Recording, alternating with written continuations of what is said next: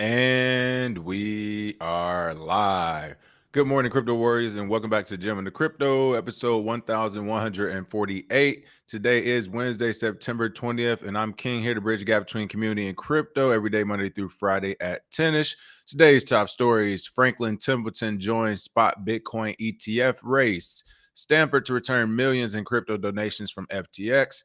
DeFi protocol balancer front end is under attack. $238,000 of crypto have been stolen.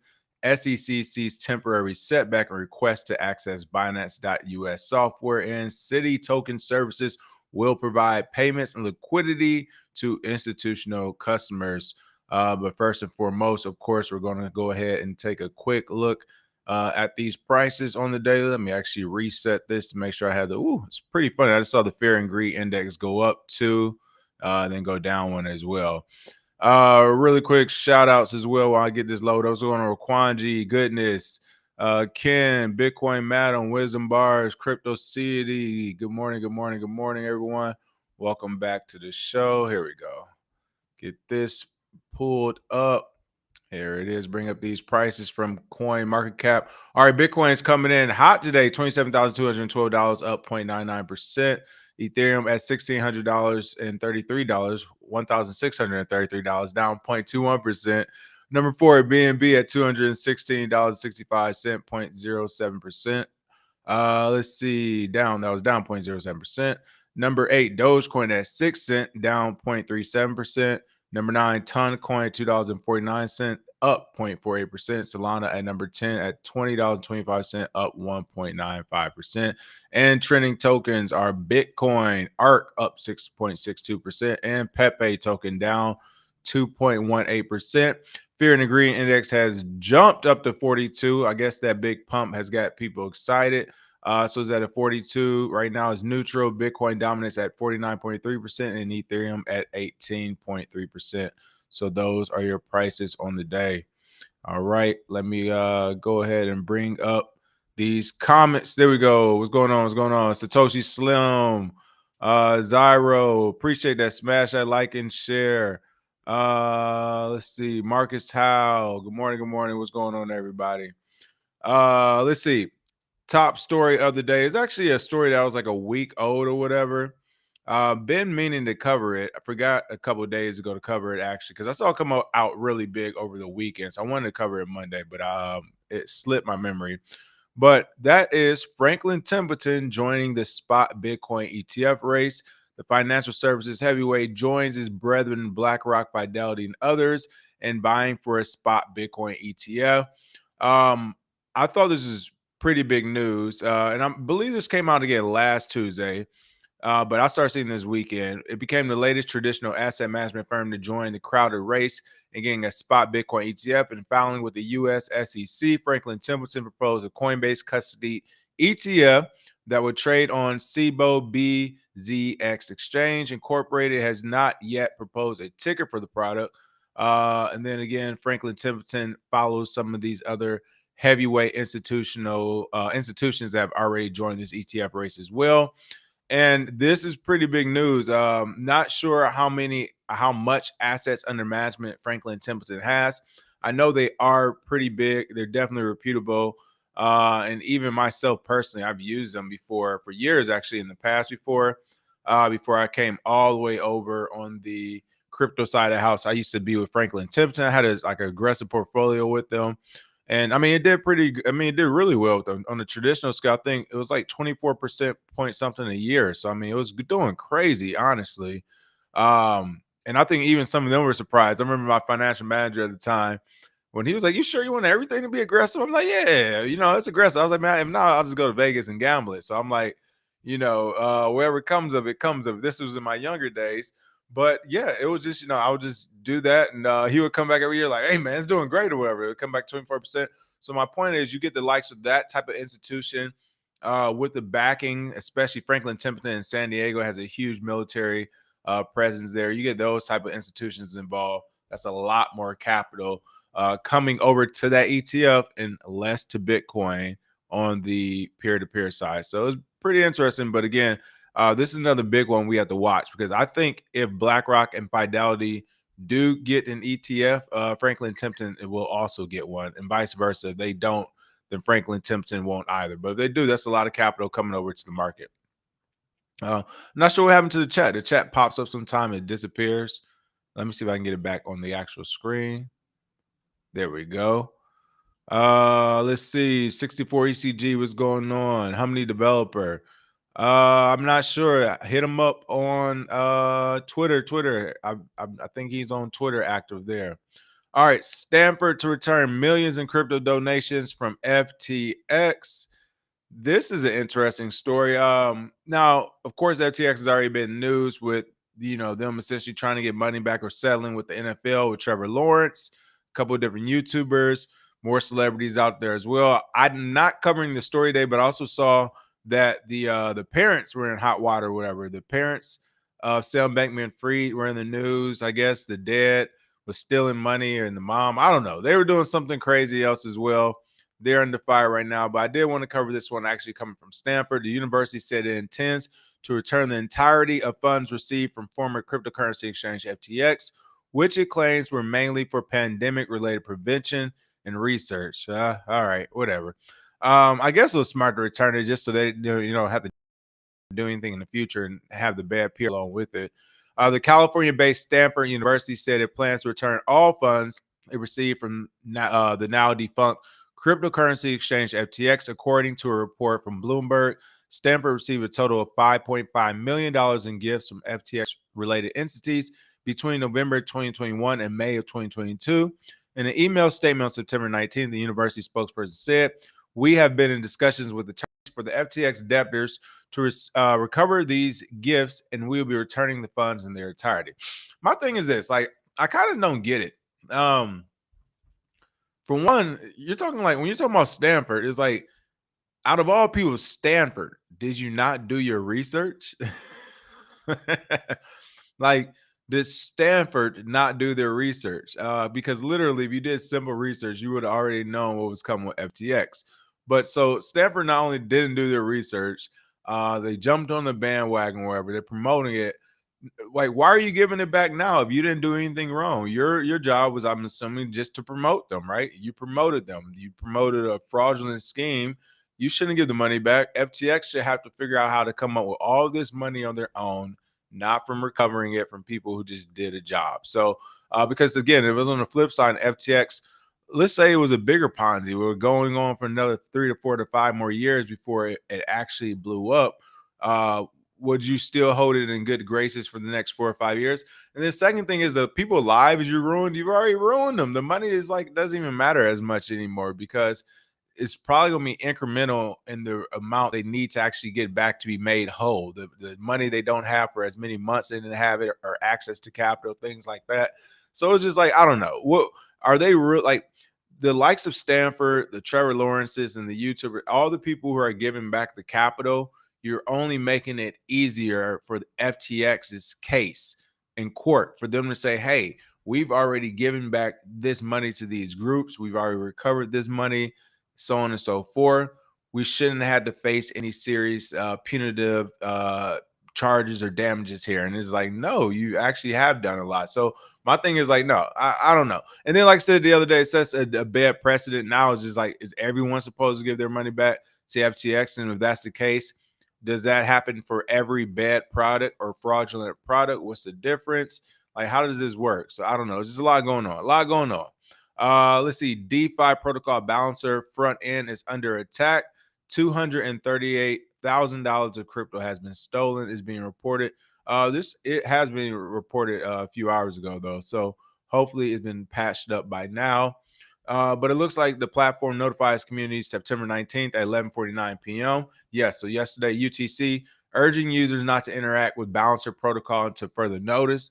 Not sure if this has been patched up or yet not, or has been patched up yet. But what I will say is usually I will wait a few days if you are using this protocol just to ensure it has been patched to check in on it. But Balancer, an Ethereum-based decentralized finance protocol, warns users to stay away from its website after an attack on its front end. The platform notifies community on September 19th at 11:49 p.m. UTC, urging users not to interact with the Balancer user interface until further notice. You can see it here. Their actual is it a tweet still or is it X? What do you call it now? Somebody let me know. Who's on Twitter? What do you call it? An X, a tweet? What do you? I don't know what the new word is for it. But you can see on their messaging here on the X app balancer, put please do not interact with the balancer UI until further notice. Once again, so I'm glad to see that again. The team was on it and let people know about the attack. Um, Looks like not too much. I mean, a relative amount has been stolen, 238,000. That doesn't destroy the whole project. Shout out to Zach XBT. They're always on it. I always see that name pop up on all this analyzing of cryptos being stolen. So they're definitely on it. And then Peck Shield Alert as well is who reported this front end under attack and the amount of crypto being stolen. So again, to me, this is what like self-regulation looks like. There isn't a process, a government process, a compliance department for all these projects and companies. Yet people are still rushing to the forefront to be transparent, let everyone know what's going on to try to save their capital and funds. So to me, this shows self-regulation actually working. I just want to call that out because everyone acts like there's no regulation in the industry. And I mean, again, we're seeing the same names pop up as analysts. I'm sure they have people who are followers who want to follow and become analysts as well. Using the same security company. So there are people paying attention to this and releasing the information about what's going on. There isn't like a police force backing it or a government or regulation behind all this. This is every one of their projects and their businesses choosing to report on and trying to spread and share the information. So that's pretty cool to see. One industry pundit explained what other users have reportedly experienced. If you open the website, it asks you to change the chain where you hold the most amount of money after that scam transaction is sent. After confirmation money are gone, don't open the website. Yeah, I was probably was either translated or they were just typing in a rush, but that kind of looks and sounds like it. But yeah, if you ever get this with this like that deceptive site ahead, of course, do not march on unless you literally know exactly where you're going. Maybe it's a site that you're building or you're working with somebody on the back end, but if not, you probably shouldn't keep moving forward. So hopefully it gets fixed up. But again, at least they let the community know what was happening, and that is with the balancer protocol. All right, SEC is back in the news. It wasn't too much news going on the last few days, per usual. Like I said, we're going sideways right now. We're gonna stay sideways for a while, I think, at least at this point until what the new year, Bitcoin's birthday. Once we get Bitcoin's birthday, we'll get that little boost. We'll see how much of a boost it is, and then of course for the halvening, you'll start to get the interest there, and then we should start seeing a slow climb back into up into a full bull market. So it's actually going to be coming kind of quickly now. But the SEC, of course, has still been in the news. The fight has still been going on. They see a temporary setback in requests to access Binance.us software. A federal magistrate judge has denied the Securities and Exchange Commission's request to gain immediate access to Binance.us's software, asking the regulator to provide more specific requests for discovery. So again, this is literally the story in of itself. But what I wanted to point out is the fact that, and not sure why the judge. I mean, I guess that's part of their job to provide reasoning and support it. Supporting reasoning, and then they made their decision, I guess. But they're saying, hey, you need to provide more specific requests for discovery. They said maybe they should interview more witnesses and come back with specific things they want to see. But my thing is, the judge shouldn't have to tell you all that. This is like the straw man argument where you're just trying to literally figure out a way to get private information, which is crazy to me. So the SEC is trying to get private information from a private company, that being Binance, Binance.us specifically, their software, which is also freedom of speech. They want access to all of it. And a judge has even told them no now officially, or denied their specific request. And it's like, if a judge is denying it and they're saying they have no clue what you're after, and you need to go back to the drawing board, then to me, there's no drawing board. There's nothing there. Leave it alone. But no, that money's a calling, and the SEC said they want a piece, they want a taste. That is, the United States Securities and Exchange Commission has failed to win immediate access to Binance.us's software, with the judge saying he isn't inclined to allow the inspection at this time. The hearing was held on September 18 to discuss the SEC's motion to compel Binance to compel you. I compel you. What movie was that? I was at the Jonah Hill when they were trying to get the demon out. I compel you. Are you going to compel me? To compel Binance to hand over detailed information and make its executives more available for depositions, which has been a point of contention between the two over the past week. I mean, seriously, like the SEC, a government regulatory body, is going to the court. And remember, this is all taxpayer money. This is why I'm saying it. They're going to the courts using taxpayer money to figure out how to make a private overseas company more available to questioning and depositions. They don't do that with our own politicians. I've seen so many news reports where they're like, all right, we're going to try to rush this politician's office or this regulatory body's chair or a person who works for them office to get some Q&A going, get some questions and answers and figure out what's going on with taxpayer money. And too often do I see these people running out with their hand over their face, closing doors, ducking and dodging. And it's like, wait, you're getting paid with taxpayer money. They just want to ask what's going on and you're not answering. Yet the SEC is now using taxpayer money to go to court to use more taxpayer money to get a private overseas company to tell them about what they're doing with their private business. This is madness. And at the same time, have the gumption to ask for $2.4 billion from the American government, additional $2.4 billion. I mean, this is absolutely insane. Like, this is what I mean by the real gangsters. All right. Like, that is a hustle like I've never seen before. In a hearing, judge. Oh, and let's not forget, if any awards come from these Binance, now was it prosecutions or persecutions, whatever comes first from the SEC, will this be returned to the American public? And if so, how? It's like, it doesn't happen like that. It's kind of crazy. In a hearing, Judge Farrakoi said that he wasn't inclined to allow the inspection at this time. Alternately, he proposed that the SEC should come up with more specific requests for discovery and speak with a broader range of witnesses, according to September 18 Bloomberg report. SEC, of course, claim it's been struggling to get information from Binance.us since it sued the American arm of the crypto exchange, along with its international affiliate Binance Holdings. What I will say is this is the SEC has been taking some licks this year, especially late part the XRP now. This with Binance. And it was one more recent one. I can't think off the top of my head. But I say this, when it came to the ETF, they have to review the ETF application. So right there, those are three different, I mean, honestly, four, if you want to include the FTX debacle in general. Like, that's a really bad look. So the SEC have taken about 3 to 4 licks in the last 12 months.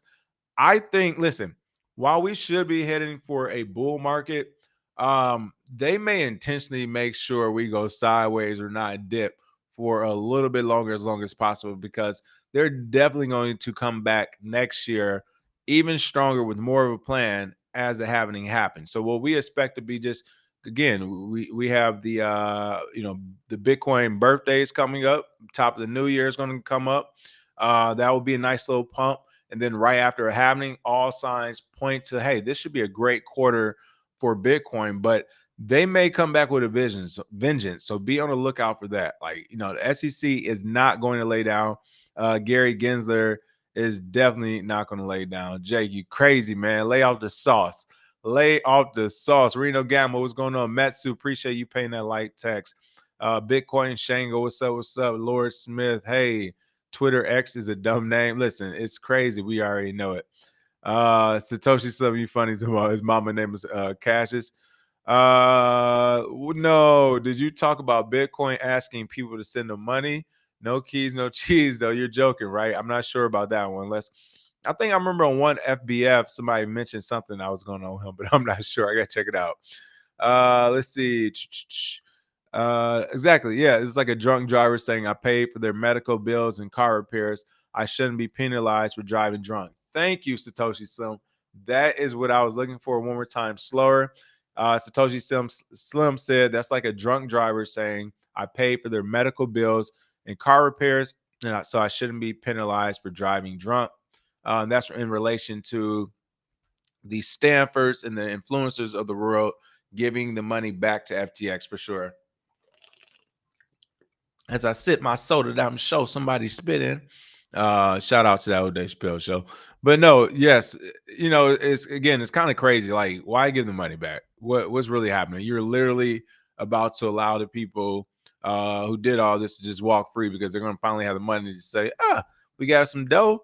I mean, and that's definitely what's going on behind the scenes. They're talking to the judges, the lawyers, everybody. How much do we need to show up to court with so we can knock this down a level or two? And there's definitely an answer with this amount of money that have gone missing. Like, they've definitely received an answer off the top of my head, just saying it, whatever number. Like, they received an answer with, like, okay, if you can bring 50 million by this date, then we can extend this, that, and the other and figure out if you can bring another 50 million by this date. And they can just keep doing that for like the next 3 or 4 years. We forget about it. There'll be another huge story and somebody else who needs to get hung by the mob. And by that time, Sam should be able to make his getaway. So we'll see what happens with that. But let's see. The Aboriginal man said, the more you give, the more they're going to take. You already know. All right. I saw another one. Big Boy got a video on X begging for money. Listen, I'm not sure what you are talking about. I got to check this out. Man, it's like it's always a slow news cycle, but just little spikes of things. This last story, I think, is a really interesting one as well. It made me smile because it's like we're getting closer. Like, the internet, people, you have to remember, before the internet got super popular with the professional crowd of the time, right? Like, honestly, like my parents and things like that, before it got popular there, like, it was almost forced upon them, it was thrust upon them from their businesses, right? The IBMs of the world. Like, we have intranets, and you all are going to try to use our intranet. There's so many different intranets going on from the corporate side of the world that people are using. If you had any parents that are working on the corporate side, you know what I'm talking about. And then finally, more people started using the internet. I think the same thing is happening or will be happening with crypto. Like, we've already know JP Morgan Chase is working on the Quorum blockchain or whatever. We now have the Fed Now program. Litigation is out there to make sure we don't ever have a CBDC. Some people want a CBDC. And now you have Citi token, right? Like, this is huge news. And these are the intranets of today. But it's really just going to drive people more toward the internet, which will be crypto as a whole and Bitcoin as a whole in general. But Citi token services will provide payments and liquidity to institutional customers. The new blockchain-based service will use tokenized deposits for trading and liquidity services after 2 pilots. And again, this was my only, not my only, this was my primary thought about XRP back in the day. Like, when I said they got like a 4 to 5 year lifespan, it was like, hey, what they're doing is great, but if they're specifically targeting institutions and banks and governments, like, all of these people are just going to create their own. They want to have full control. They don't want to split the profit. They want to cut out the middleman. They're the bank. So that's essentially what's happening here. I mean, this is really just XRP being reborn in different versions to me. But what I will say is, shout out to XRP to their brilliant pivot and rebalancing to go super international that I didn't see with some of the countries that they target and some of the places that they go. They're like, fine, we might not get the mainstream or the main markets, but some of these ancillary markets are just as big, if not bigger, and they need to be catered to too. So there's definitely going to be places for that. But I mean, right now in the midterm, what's coming in next is these banks and these companies, institutions having their intranets, having their own blockchains. Listen, perfect example. I'm in Hollywood right now. Imagine this. So every project, right? Every different project has its own structure, right? Every project has someone else's funding, has its own bosses. Some are from companies, some are from individuals with money, some are from groups with money. They have their own structure. So that means every different project pays different. Some will say, hey, we're cool with paying Venmo or Cash App. Or some are saying we're cool doing PayPal. We do direct deposit. Others are saying we need to put you on like this corporate payroll, this payroll, this payroll, this payroll. So they are all going to just try initially to say, oh, especially once it's easy made and ready to the point where it's just, a simple IT professional, couple clicks of a button and say, hey, we can just give your entire company its own legitimate cryptocurrency, essentially, its own legitimate blockchain. You can have all the data. What boss wouldn't want that? Like, honestly, they can get all the data from everything that comes and goes throughout their entire company. and control all the cash flow. And you can use that same crypto or token on the wider market, right? So we can like see this start to proliferate. And with all that being said, Citi's the next one to give it a try. Again, this is Citigroup. They introduced Citi Token Services, a private permissioned blockchain that offers cross-border payments, liquidity, and automatic trade finance solutions to institutional clients. So shout out to them for calling it a private permission blockchain. Some it's permissionless. It's open and it's like, all right, listen, this thing is closed. Okay, they want people to know. The new services will integrate tokenized deposits and smart contracts into Citi's global network, according to a statement. And again, this is good, but what we really want to see is them using a shared network, all of the banks and institutions. That way, the cost of business essentially goes to like literally pennies on the dollar, if that. And then closing times are almost instantaneous. Where like right now, there's still going to be a delay, regardless of how fast they get it, because it'll still have to go from Citigroup to Chase, then from Chase to Bank of America. So still have to do that until they get all of their blockchains up and running and on the same page, or just use a blockchain that does it already, like Bitcoin, but they're not doing that. Citi Treasury and Trade Solutions TTS, which has banking licenses in over 90 countries, has completed 2 pilots of the service. It worked with Danish shipping company Maersk, which is huge, and an unnamed Canal Authority on a canal. There it is, Canal Authority. Hey, it came to me fast. All right, it came to me fast this early morning here. Unnamed Canal Authority on a program that made instant payments to service providers via smart contracts, reducing transaction processing times from days to minutes. So again, I haven't read this article, like that's what it came out of it. Reducing transaction processing times from days to minutes. And that's just with yours that you're testing internally. Imagine, once again, I got to throw it out there, they use like Bitcoins, or it's a few other blockchains out there, but imagine they use an open source one that everyone's actually been working on. They can be like, yeah, we've already tested this many ways already. But regardless, again, this is the internet days. This was about to happen. The service replaces bank guarantees and letters of credit, the statement said. A second pilot enabled clients to transfer liquidity between Citi branches around the clock, reducing frictions related to cutoff times and gaps in the service window. I mean, it's crazy that they're just now doing this. People, it's about to be 2024, and they're like, yeah, we just started using crypto, and it's working. It go fast. It's fast as fuck, boy. And it's yes, we know Citibank. We know. We're glad that you know now too. TTS Global Head of Digital Assets, Ryan Rugg, stated, our solutions within the Citi network are complemented by inclusive and open industry collaboration initiatives like the Regulated Liability Network, RLN is being called. Technology was introduced in November of 2022. Citi was among the large financial institutions that participated in a proof of concept headed by the Federal Reserve Bank of New York that concluded in July. I'm laughing because they're trying to listen. This is the narrative right here. Yeah, it's these initiatives by the Regulated Liability Network. Like, bro, the Federal Reserve, like, come on, knock it off. Knock it off. All right. So again, this is the internet. I'm not mad. You got to do it. Anything you can. Look, they even mentioned JP Morgan at the end of the article. JP Morgan is also reportedly exploring the use of deposit tokens.